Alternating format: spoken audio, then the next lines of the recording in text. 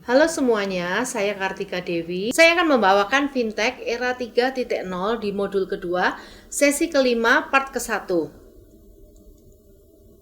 Ini adalah referensi yang saya gunakan dalam menyusun Fintech Era 3.0. Dalam Fintech 3.0 menekankan kepemilikan sumber daya yang memberi layanan keuangan. Ada beberapa faktor, yaitu persepsi umum terhadap perusahaan fintech, di mana banyak perusahaan ini membantu aktivitas sehari-hari dan belum adanya peraturan yang ketat dan baku dari pemerintah, dan kondisi politik dan ekonomi yang ada saat itu. Di tahun 2008, terjadi global krisis dunia, terutama di Amerika yang disebabkan oleh subprime mortgage.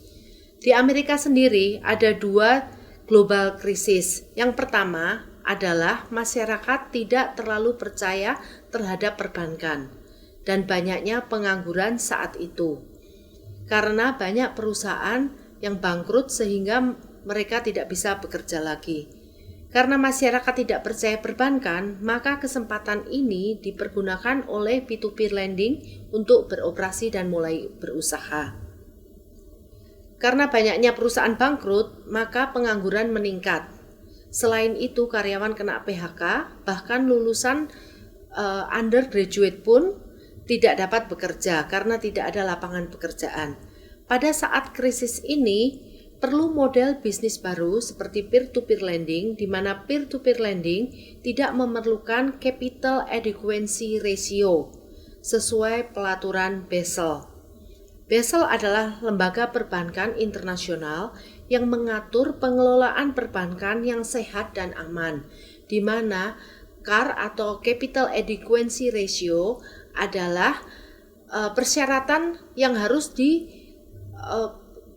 disetujui oleh bank, harus diikutin bank, bahwa bank harus mereserve minimum 8% dari capitalnya, sehingga tidak semua aset perbankan disalurkan dalam bentuk kredit, tetapi harus disimpan dalam bentuk capital.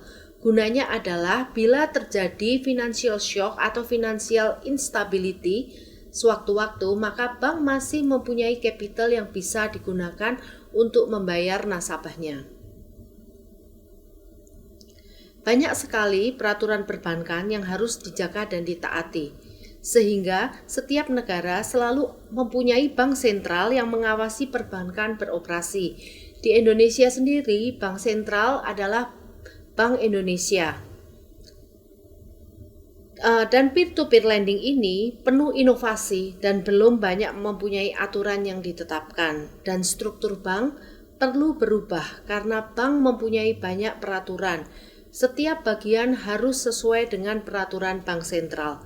Aturan ini menyebabkan bank sulit berinovasi karena setiap inovasi harus melanggar aturan-aturan yang ada.